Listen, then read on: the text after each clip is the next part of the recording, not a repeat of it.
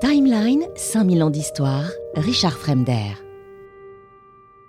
C'est passionnant, c'est pas- passionnant.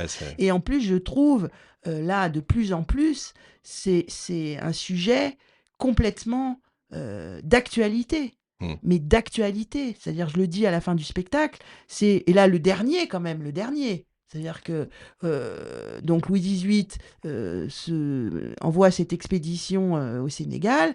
Sur la Méduse, il y a une garnison de 200 personnes, donc qui sont des bonapartistes quand même. Exactement. Qui sont étrangers, bagnards, enfin bon. Et là, il s'est dit, on va les envoyer au Sénégal, comme ça, ils vont nous foutre la paix en France. Mais dis donc, il nous aurait pas fait une petite Vauquier, lui? Ou alors Vauquier nous a fait une petite Louis XVIII? Peut-être. Mais voilà, enfin, je veux dire, c'est que des trucs comme ça, quoi. Enfin, oui, je suis assez d'accord. C'est bien de dire d'ailleurs qu'effectivement, c'est des bonapartistes qui sont.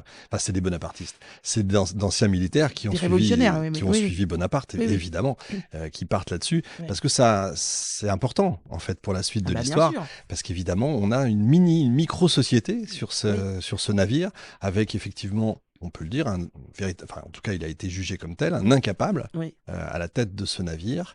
Navire de guerre, on le rappelle quand même, 400 personnes, c'est énorme, c'est gigantesque, il faut imaginer ça. Et ce truc qui part, et alors en plus, très très très très rapidement, il va même plus vite que les autres bateaux. Oui. En fait, il va... ça, a priori, c'est le gouverneur qui était à bord, qui était évidemment, lui, il fallait qu'il arrive en premier, parce que c'est le gouverneur, donc je pense qu'il mettait la pression à Chaumareix pour arriver en premier. C'est ça. Je ne l'ai pas dit non plus, il y a une sorte de trésor de guerre quand même dans ce navire, parce qu'évidemment, il faut partir avec des fonds. On reviendra sur le trésor de guerre, parce que... C'est Jules Michelet qui a dit à l'époque, c'est la société tout entière qui est sur le radeau de la Méduse. C'est exactement ça. C'est passionnant. Donc, ce commandant du navire n'écoute que lui, ou en tout cas il écoute les mauvaises personnes. Ceux qui sont on va dire des vrais marins aguerris, eux savent comment ça se passe, sauf qu'eux ne sont pas écoutés. Qu'est-ce qui se passe? Qu'est-ce qui se passe? Je pense... Tu interviens quand l'une et l'autre, Clarisse, parce que là, moi, Clarisse, la parole. Là, je ne sais pas quand commence le récit du livre. Enfin,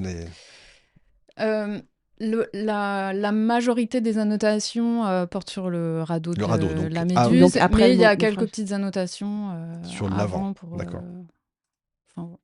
Donc j'imagine qu'évidemment, il corrobore le fait que c'était un incapable. Il y a une annotation à propos de ça qui dit que quand même la responsabilité est partagée par ces officiers qui... il régnait une telle mésentente à cause de la situation politique, justement. Et comme il était faible de caractère, il aurait pu être intelligemment secondé, voilà. Mais c'est pas le cas. Et ça n'a pas été le cas. Et donc, mon ancêtre dit que quand même la responsabilité a été partagée. Je rappelle pourquoi est-ce que pendant 25 ans il n'a pas navigué, c'est évidemment avec ce qui s'est passé, toute la noblesse qui évidemment était aux affaires sont tous partis. Évidemment, ils sont partis aux Pays-Bas, qui en Prusse, qui machin, en Angleterre évidemment. Et on leur donnait évidemment pas un commandement de navire à ces gens-là, ils restaient chez eux. Ils étaient planqués là. Un peu planqués, certains étaient planqués, d'autres... Oui, mais c'est ça, je crois qu'il y a un livre qui dit, je sais plus qui a écrit, mais qui dit qu'effectivement il était faible de... C'était un type qui avait pas du tout confiance en lui, qui était un peu et donc je pense qu'il était impressionné. Moi, c'est un peu l'interprétation que j'en fais, mais je pense qu'il était très impressionné par le gouverneur, qui lui devait avoir une personnalité beaucoup plus tu vois, ça, il faut être capable de résister. Et en fait, lui, et puis il s'est raccroché à Richefort, là, c'est ça, il s'appelle Richefort.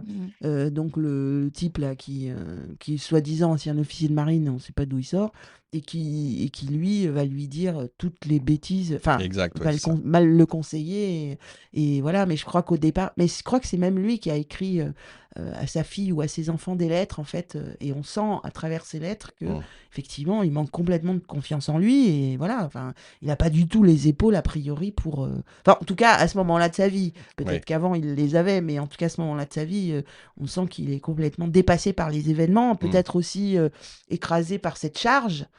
Oui, parce que c'est pas neutre. Il est sur la Méduse, donc il est à bord du navire amiral, on va dire, mais il commande toute la flotte des 4. Exactement. Donc, voilà, je pense que ça a dû être compliqué. Je ne veux pas lui trouver d'excuses, mais après, je trouve que c'est important d'essayer de trouver l'humanité là-dedans. Exact. Donc, il faudrait qu'on... Mais c'est l'ancêtre, c'est le grand-père, hein, c'est ton grand-père qui avait fait une espèce de cousinade avec tous les... Oui, mon grand-père. Tous les descendants. Oui, mon grand-père avait participé à une réunion de descendants J'aimerais bien savoir ce qu'ils ont mangé, moi.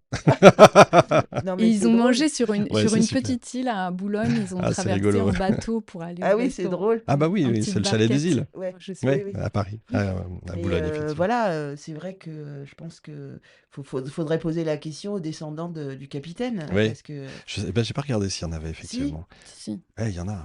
Il t'a contacté, d'ailleurs, non? Oui. Il a mal fini. Enfin, oui, il s'en est jamais remis. Bon, on n'en est pas encore là, parce que pour l'instant, il est encore sur la frégate. Il est encore aux manettes. Il est aux manettes. Il est à la tête de cette petite escadrille, et très rapidement, ils prennent le large, parce qu'effectivement, le gouverneur veut aller plus vite. Il faut rappeler, sur les 400, il y a des femmes. Hein. Il y a les femmes de troupe, il y a la famille du gouverneur. En fait, il y avait des civils et puis des. C'est ça. Il y avait toute une population qui allait reprendre possession du Sénégal. En fait. Donc il y avait effectivement cette garnison, ce trésor là, qui est important. Et puis la famille du gouverneur, il y avait la cantinière, la fameuse, et puis voilà, enfin des gens qui allaient. Et puis donc à bord il y avait toutes les corps de métier qui allaient, des colons quoi, qui allaient s'installer au Sénégal. Je sais pas ce qu'on leur avait promis à l'époque pour qu'ils y aillent, mais de l'argent, j'imagine, comme c'est souvent le cas, et des femmes, enfin bref, tout le reste. J'ai insisté beaucoup sur l'avant, sur le pourquoi, parce qu'effectivement, lui est évidemment royaliste, Chaumareix, et c'est vraiment l'ancien régime qui est de retour. Quand on appelle ça restauration, c'est pas pour rire. C'est-à-dire vraiment, on revient à ce qu'il y avait avant la Révolution. C'est-à-dire qu'on traite ceux d'en bas comme des moins que rien. C'est terminé le mérite, c'est terminé tout ça. On en revient, encore une fois, au nom de famille. Qu'ai-je fait pour tant de bien? Un rang, un nom des places, mais tout cela rend si fier, comme dirait l'autre. Mais, et donc, il y a vraiment une ambiance, on dirait, pourrie. Complètement pourri dès le départ sur ce bateau. Il y a donc quand ils approchent de la côte africaine, déjà très rapidement, je crois qu'il fait une erreur de plus de 100 km, qui est déjà extrêmement important. Ça paraît rien, je crois que c'est 1 degré, mais c'est 100 km, 1 degré, donc c'est assez énorme. C'est-à-dire qu'en fait, ils sont partis avec tout le nécessaire à bord, et on les a prévenus. On leur a dit attention. Il y a un banc de sable. Le fameux banc d'Arguin. Voilà, après le Cap Blanc, donc au nord-ouest du Sénégal. Et donc en face de la Mauritanie, en fait. C'est au sud de la Mauritanie et le nord du Sénégal. Et en fait, on leur a dit, attention, on leur a donné des cartes. On leur a dit, attention, il va falloir arriver en haut de l'Afrique, là, il va falloir faire un grand tour, comme ça, un grand détour, pour arriver au sud du Sénégal, puisque Saint-Louis, c'est au sud.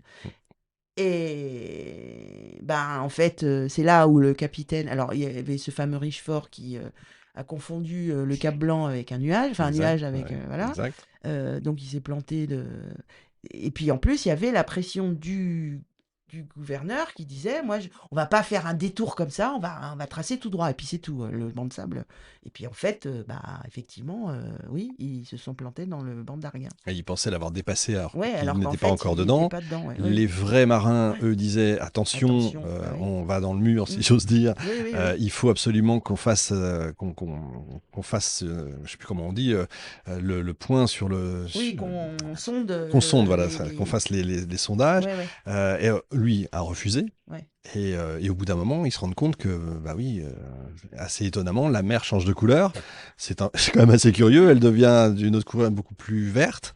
Et qu'est-ce qui se passe? C'est qu'effectivement, ils sont en train d'arriver sur ce banc. Alors, effectivement, il commande, mais trop tard, ce fameux sondage. Et puis, les brasses, 18, 10, 6, puis finalement, pouf, le banc de sable. Timeline, 5000 ans d'histoire, Richard Fremder.